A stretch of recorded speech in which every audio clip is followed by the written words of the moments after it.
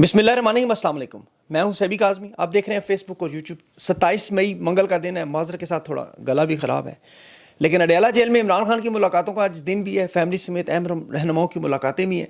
खान की ज़मानत का केस भी कुछ देर के बाद, और इस्लामाबाद में गंडापुर आज अलीमा खान समेत जो जज से मुलाकात हुई, 5 जून की तारीख मिलने में कामयाब, कॉज लिस्ट में केस भी डल गया। और आज अलीमा खान में इमरान खान बोलता नज़र आ रहा था। एस्टेब्लिशमेंट को खुलकर सामने आने का कहा, दो टोक बातें की। और IMF इस वक्त पाकिस्तान में किस लेवल की मुदाखलत इंतहा पर पहुंच चुकी है। मखसूस नशिस्तों में तहरीक इंसाफ के बल्ले की गूंज आज, और मुसरत हलाली साहिबा का स्टार प्लस का ड्रामा अगली किस्त भी जारी। अदाकारी, फनकारी, कलाकारी के मुजाहरे भी हो रहे हैं। जजेस सीनियरिटी केस भी आखिरी मरहले में, इसका भी फैसला मुतवक्के है। और हुकूमत और एस्टेब्लिशमेंट का एक बड़ा कारनामा, 9 मई के 63 केसेस में 2 गवाह दोनों पुलिस वाले, और पॉलीग्राफिक टेस्ट के बगैर केस आगे चलाने से इनकार। इंटरनेशनल 3 बड़ी खबरें हैं। ईरान के एटमी प्रोग्राम की पाकिस्तान ने हमायत की है, और चीन पाकिस्तान जो अफगानिस्तान के हवाले से बड़ा अहम इजलास भी है। और डोनाल्ड ट्रंप अरब ममालिक और पाकिस्तान के लिए एक नया स्क्रिप्ट तैयार हुआ है। ये हो सकता है अगले वीलॉग में चली जाए खबर, क्योंकि काफ़ी मामला लंबा है। अभी फील्ड मार्शल के 20 साल के निज़ाम की बात हो रही है, 15 साल की, उसकी मैं तफसील बताऊँगा। मेरी दरख्वास्त है कि नौजवान इसे ज़रा गौर से सुने। बड़ी मैंने तारीख से रिसर्च की है। सबसे पहले आज अली अमीन गंडापुर बड़े बदले बदले नज़र आए। एक तो खान का जब से विकेट के दोनों तरफ खेलने वाला बयान आया, तहरीक इंसाफ के तमाम रहनुमाओं की कानों की खिड़कियाँ खुल गई हैं। आज बड़ी तादाद में रहनुमा मौजूद थे और बड़ी खुल कर बात हुई। इस्टेब्लिशमेंट के ऊपर आज खुल कर बिजलियाँ गिराईं। वोट चोर, बेशरम तक कहा।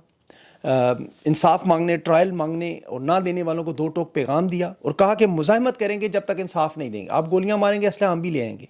गलती तस्लीम करने और इस्लाह करने का मशवरा भी दिया गया। और आज बड़ी तादाद में जो MPs, ticket holders Lahore high court में, इसमें मिलिट्री की कैद से रिहा होने वाले रहनुमा भी मौजूद थे। मुल्तान तक अदालतों के बाहर तहरीक इंसाफ के रहनुमा बैठे हुए थे। और आज ये चीज़ साबित हो रही थी कि अगर ये अलीमा खान के साथ पहले दिन से खड़े होते तो इंसाफ की ये नौबत यहाँ तक ना पहुँचती। चीफ जस्टिस के चैम्बर में जो डिवीज़न बेंच का केस सुना के अपने चैम्बर में जा चुके थे अली अमीन, बैरिस्टर और तहरीक इंसाफ की क़यादत की मुलाकात हुई, और ये 5 जून को इमरान खान का केस लगाने में, कॉज लिस्ट लगाने में कामयाब हुए, क्योंकि तीनों बहनें अलीमा खान समेत आज बाहर बैठी, और उस वक्त तक बैठी जब तक ये मुलाकात नहीं हुई। ये सिर्फ अलकादर ट्रस्ट केस में सज़ा मौतली के केस को मुकर्रर करवाने की कोशिश है। अंदाज़ा करें कि केस लगवाना कितना मुश्किल है। अलीमा खान में आज इमरान खान बोलता हुआ नज़र आ रहा। और एक तो ज़ाहिर है पार्लियामेंटेरियंस को, मेंबरान्स को देख के वो खुश थी। दूसरा, 5 जून के केस लगने की भी उन्हें खुशी थी। और बड़ी 2 टोक बात उन्होंने एस्टेब्लिशमेंट की, साफ साफ, कोई लगी लिपटी नहीं रखी, कि इमरान खान ने तो कहा है कि वो यजीद के सामने और फिरौन के सामने सर नहीं झुकाएगा, चाहे सारी ज़िंदगी जेल में गुजारनी पड़े। अलीमा खान को धमकियाँ दी जा रही हैं, बाकायदा गाड़ी उलट देंगे, एक्सीडेंट कर देंगे, आपको मार देंगे, जिस तरह ये इमरान खान को मारने की धमकियाँ देते हैं। उसने साफ साफ कहा आज अलीमा खान ने कि आज चुप कर क्यों बैठते हैं, पीछे क्यों बातें करते हैं, सामने आए, मैदान में टेबल पे बैठे, बात करें, हम देखते हैं। हम तो सिर्फ अल्लाह से डरते, जो करना है कर लो। बहन के लेजे में तड़प भी दी। देखें, खान की ये ईद भी जेल पे गुजरेगी। केस नहीं ये लगा रहे। बैरिस्टर गौर को उन्होंने ठीक ठाक रगड़ा भी लगाया कि आप कैसे कहते हैं कि ईद खान घर पे गुजारेगा। जज तारीख पे तारीख दे रहा है, केस लगा नहीं रहा। अब कल के बयान के बाद इमरान खान के, आपको पता है, पार्टी में हलचल मच चुकी है, तहरीक का ऐलान हो चुका है। लोग अब बिल्कुल, अब अवाम किसी सूरत में चांस नहीं दे रही। ट्विटर पे खान का बड़ा ज़बरदस्त पैगाम भी आया, और उसमें एक बड़ी अच्छी बात जो मुझे लगी कि पॉलीग्राफिक टेस्ट शहबाज शरीफ का एक दफ़ा करवाएं कि फॉर्म 45 से आए हुए 47 से, और ये खान का पॉलीग्राफिक टेस्ट मांग रहे हैं। देखिए, 9 मई में इस वक्त लाहौर के 14 और पंजाब के 49 यानी 63 केसेस में 2 कांस्टेबल हसाम और खालिद, सिर्फ ये 2 गवाह हैं, और 14 मरतबा लोगों को उस पर सज़ा दी जा चुकी है। इन 2 बंदों की गवाही पे 5-5 साल लोगों को जेलों में डाला गया है। हालांकि मियाँ वाली की अदालत में इनकी गवाही रिजेक्ट हो चुकी है। एक अदालत रिजेक्ट करती है, दूसरी उसी गवाह को काबिल एतमाद मान के उनकी गवाही पे सज़ा दे। ये इंसाफ के हालात हैं। और अब तो जो लाइव आप देख रहे हैं, इसने तो यकीन करें, ये मखसूस नशिस्तों के केस में मुसरत हलाली साहिबा के जो कह के मुस्कुराहटें, तंज़िया सवालात, वो नून लीग के जो ट्रोल सवाल करते हैं, वो अंदाज़ पाकिस्तानी लाइव देख रहे हैं कि ये तो एक बहुत बड़ी पार्टी है। जजेस खुद ही वकालत कर रहे हैं। इन्होंने मंसूर अली शाह का मखसूस नशिस्तों का फ़ैसला जो देने वाले जजेस थे, वो शायद पढ़ा ही नहीं है, क्योंकि जितने सवालात पूछे जा रहे थे आज वो सारे के सारे उस फैसले में मौजूद हैं। आज सुप्रीम कोर्ट ये तस्लीम कर रही थी कि बल्ले का निशान छीनने का फ़ैसला सुप्रीम कोर्ट ने किया, और ये भी मान रहे थे कि पार्टी फिर भी बरकरार है। और मज़े की बात आपको बताऊँ कि काजी की सरबराही में जो बेंच बनाया गया था, उसमें मुसरत हलाली उस बेंच की अहम रुकन थी। जमाल मंदोखेल और मुसरत हलाली आज भी उसी फैसले की वजाहतें दे रहे थे। काजी वो इंतखाबी निशान छीनने के बाद वजाहतें देता रहे, सारी ज़िंदगी देते रहेंगे अब वजाहतें। سلمان اکرم راجہ نے آج کہا کہ تحریک انصاف اگر تھی تو پھر مجھے تحریک انصاف کے وکیل پر تو کیوں ہونے پر نوٹس کیوں نہیں دیا. جمال خان مندوخیل، جسٹس امین، مسرت ہلالی، یہ فیصل صدیقی کو دیکھیں جس طرح دلائل نہیں دینے دے رہے، بار بار ٹوک کے جو جگتے لگا رہے تھے. اور جمال خان مندوخیل کا تو میں ایک اسٹیٹمنٹ سن کے حیران رہ گیا. اس نے کہا سپریم کورٹ تو ایک عدالت ہی نہیں ہے 12(2) کے مطابق. وہ کہتا تو ویسے صحیح ہے، عدالتیں نہیں ہیں، تو واقعی سے ریڈ لائٹ کے ایریا بنے ہوئے ہیں، بالکل اسٹار پلس کے ڈرامے بنے ہوئے ہیں جہاں صرف اداکاری ہو رہی ہے اور بار بار کیمرے کے سامنے پکڑے جا رہے ہیں، بار بار. سپریم کورٹ میں آج ججز ٹرانسفر کیس کی اہم اپڈیٹ بھی ہے. 17 جنوری اور 10 فروری جوڈیشل کمیشن کے منٹس آف میٹنگز مانگے گئے ہیں. اس کے بعد یہ فیصلہ ہوگا کہ سرفراز ڈوگر رہے گا یا نہیں. شہباز شریف دونوں پر بھی ہے، ایران میں بھی ہے اور بہت ساری جگہوں پہ ایسے جانا تو ویسے ان کو سعودی عرب امارات ہے، لیکن ادھر نہیں گئے. اب جو اہم بات ان کے صحافیوں کی میں سن رہا ہوں، وہ ایک نجم سیٹھی کی سابق چڑیا، وہ منی بھائی اسٹیبلشمنٹ کے ٹاؤٹ، کہ جی عمران خان پہ کاٹا لگا، ٹاپ کی عادت بڑی نفرت کی نگاہ سے دیکھتی ہے. وہ بندہ سے پوچھے فرق پڑتا ہے پاکستان کی عوام کیسے دیکھتی ہے، انہیں بھی اور انہیں بھی. اس بندے کی وجہ سے بڑی سخت ڈیوٹی، ہر دوسرے دن کریک ڈاؤن کی خبر لے کے آتا، ہر دوسرے دن تباہی پھیر دیں گے، تباہ کر دیں گے، برباد کر دیں گے. بہرحال اس کا بیان تو چل رہا ہے. ایک اور بھی کہ نواز شریف سے محبت اتنی ہے کہ مخصوص نشستیں تحریک انصاف بھول جائے. اب پتہ نہیں یہ سچ ہے اس کا بیان یا نہیں ہے، لیکن یہ کہتا ہے جی کہ سوشل میڈیا اور ان بیانات کی وجہ سے جو مشکلات آتی ہیں. اب میں بڑی امپورٹنٹ بات آپ کو بتاتا ہوں. اینکر وجاہت سعید خان کو ایک ابھی عسکری اینکر نے کہا کہ جی فیلڈ مارشل جو ہیں وہ شریف خاندان کے ساتھ اگلے 10 سے 20 سال اقتدار میں رہنے کا منصوبہ بنا کے بیٹھے. اب ان کے منصوبے کیا ہیں اور اللہ کے منصوبے کیا ہیں؟ میں آپ کو پاکستان کی تاریخ بتا دیتا ہوں، آپ کو اندازہ ہو جائے گا. یہ چاروں بدنام زمانہ ایوب خان، یحییٰ خان، ضیاء الحق، پرویز مشرف اور ان کے ساتھ جو سیاستدان جڑے ہوئے تھے اور ان کے صحافی جڑے تھے، ان کے کیا منصوبے تھے. 17 اگست 1988 کو بہاولپور جاتے ہوئے پنڈی سے جہاز میں ضیاء الحق کے پاس بڑے منصوبے تھے. افغان جہاز سے جو کروڑوں ڈالر اکٹھے تھے، کہاں لگانے ہیں، سوئس بینکوں میں کہاں رکھنے ہیں، بچوں کے حوالے کیا کرنا ہے، اگلی حکومت کیا کرنی ہے، اگلا وزیر اعظم کیا لگانا ہے. یہ سارے منصوبے 10 سال کے بنا کر بیٹھا ہوا تھا. برا ہو نام کی پیٹیوں کا. پیچھے کیا بچا؟ آپ کو پتہ ہے ضیاء الحق کی بیٹی نے ایک ہاتھی کا بچہ رکھنا چاہتی تھی، سری لنکا کی حکومت سے مانگا انہوں نے. کاونا نام تھا اس کا، 3 سال کا، 1985 کی بات ہے.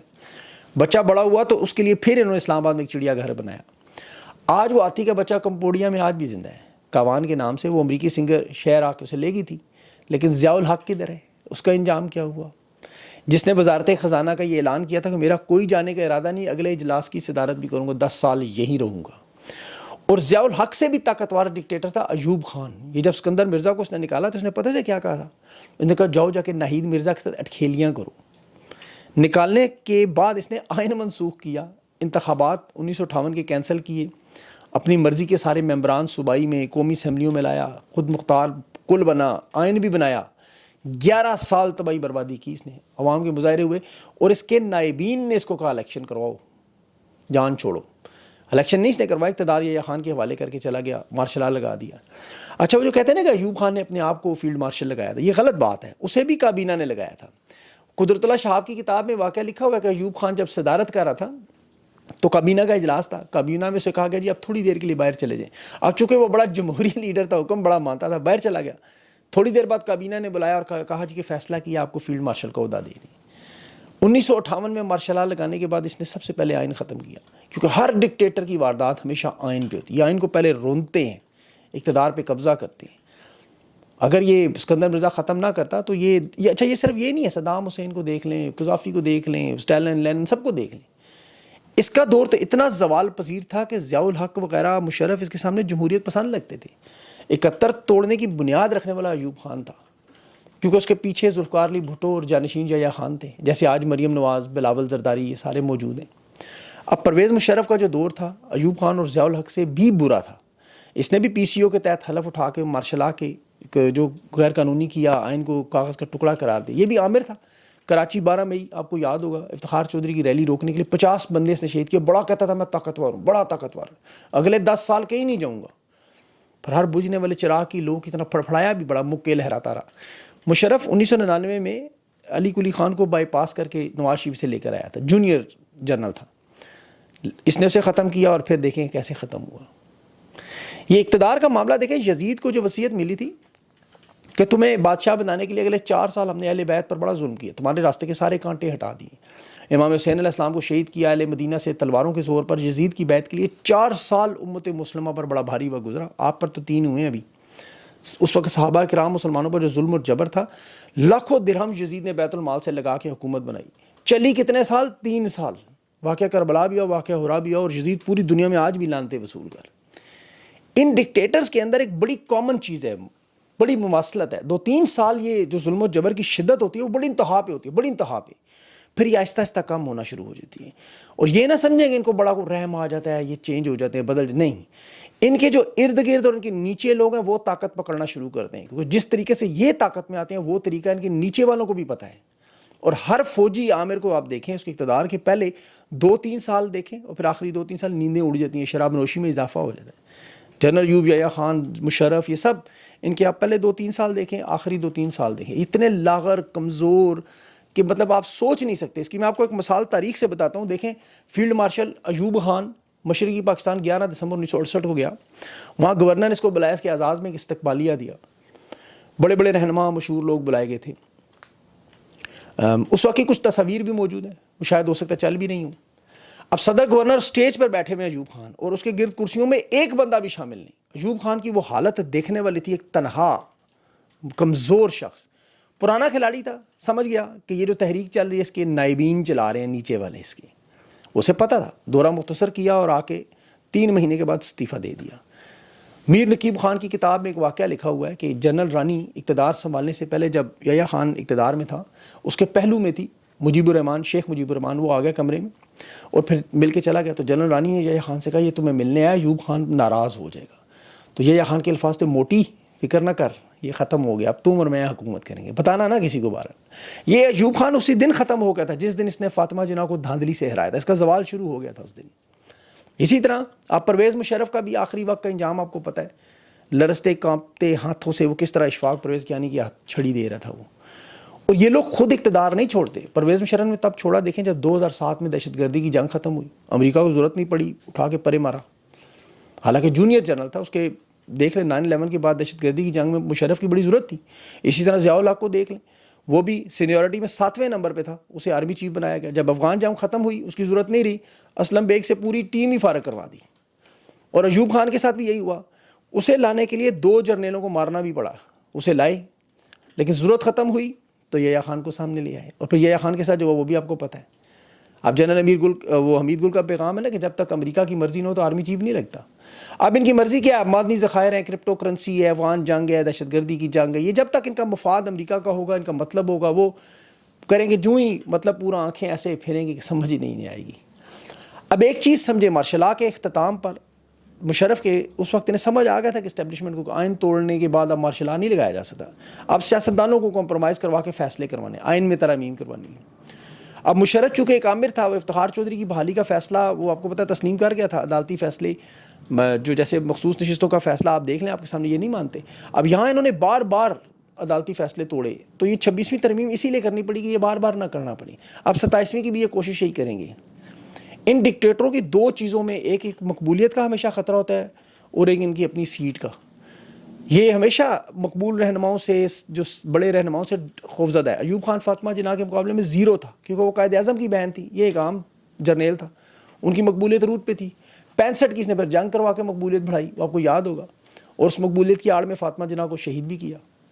پھر بعد میں کوئی بولا نہیں کہ وہ مقبولیت بڑی تھی. اب جو سیاستدان انہیں کندھا دیتے رہے، جیسے خواجہ آصف کا والد خواجہ محمد صفدر، یہ ضیاء الحق کی 8ویں ترمیم اس نے پیش کی تھی. صدارتی نظام کو پارلیمانی نظام کو صدارتی نظام میں بدلا، 188 ووٹ تک لے گیا. اب جس طرح باجوہ کے دور میں 376 ووٹ پڑے. تو یہ سیاسی صحافتی گید، یہ منع بھائی جیسے، یہ خواجہ آصف جیسے، یہ ہر دور میں ڈکٹیٹرز کے ساتھ ساتھ ہیں. اور یہ اٹھا کے اتنے کبڑے ہو جاتے ہیں، پھر لات لگ کے ان کو عوام کی کب نکلتا ہے. یہ ڈکٹیٹر سے بھی خطرناک لوگ ہوتے ہیں، یاد رکھیں. کیونکہ ان کی جب زندگی میں ایک وقت آتا ہے، یہ تمام عامروں کی، جرنیلوں کی، کہ کہتے ہیں بس کریں، اب جان چھوڑیں، ہم نکلتے ہیں. تو یہ سیاسی لوگ انہیں نہیں جانے دیتے.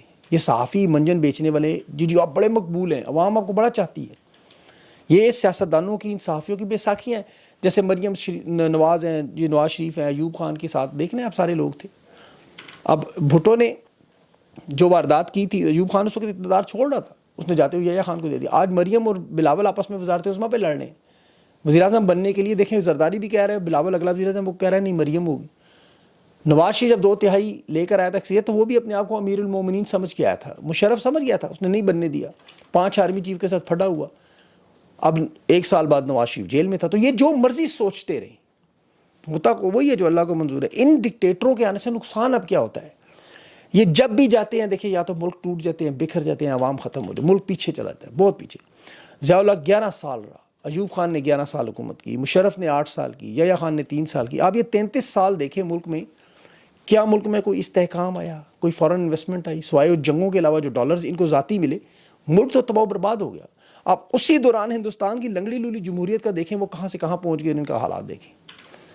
اب ان کا اقتدار ختم کیسے ہوگا؟ آپ سوچتے ہیں کہ یہ 78 سال کی 77 سال کی ہم تاریخ پڑھیں گے تو انجام یہی ہے ان کا. دیکھیں اقتدار کھوکھلا ہوتا ہے, کھوکھلی معیشت پر, کھوکھلی سیاسی استحکام پر.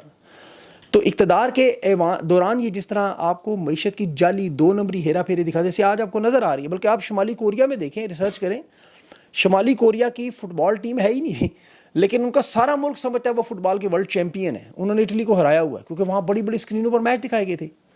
تو اس لیول کی نوٹنکی کرتے ہیں کہ معیشت ہماری کہاں سے کہاں پہنچ چکی ہے. یہ ہمیشہ آپ کو بتاتے ہیں, اور کوشش ان کی ہمیشہ یہی ہوتی ہے کہ اس نوٹنکی میں عوامی رہنماؤں کو ختم کرتے رہیں, لیکن کر نہیں سکتے. ایوب خان 12 سال کوشش کرتا رہا جمہوریت ختم کرے, 10 سال شیخ مجیب کو اقتدار سے دور رکھا اس نے. نتیجہ کیا نکلا؟ شیخ مجیب بھی وزیر اعظم بنا, اس کی بیٹی بھی 15 سال بنگلہ دیش وزیر اعظم بنی. وہ تو اپنی حرکتوں سے محروم ہوئی نا, ورنہ رہی تو سی. یحییٰ خان نے 3 سال ظلم کیا, لیکن شیخ مجیب تو ختم نہیں ہوا. ضیاء الحق نے 11 سال بھٹو کو پھانسی بھی دی, اور پھر بینظیر بھٹو کو 10 سال ملک آنے بھی نہیں دیا. لیکن آج بھی لنگڑی لولی پیپلز پارٹی میں سندھ میں موجود ہے, صدر ابھی بھی زرداری ہے. مشرف نے نواز شریف کو بھی نکالا ایسی, لیکن پنجاب کی گلیوں میں ہی رہ گئی. لیکن نون لیگ ہے چند جگہوں پر. یہ خان کی پارٹی ختم کرنے, خان کی مقبولیت جس کی قائد اعظم سے بھی زیادہ مقبولیت ہے اس وقت, یہ سب ختم شد ہو جائیں گے انشاءاللہ. یہ نظریہ ختم نہیں ہو. اس لیے پاکستانیوں ٹھنڈ رکھو, کچھ نہیں ہوگا انشاءاللہ. اللہ خیر کرے گا. اپنا خیال رکھیں, مجھے اجازت دیں. اللہ حافظ.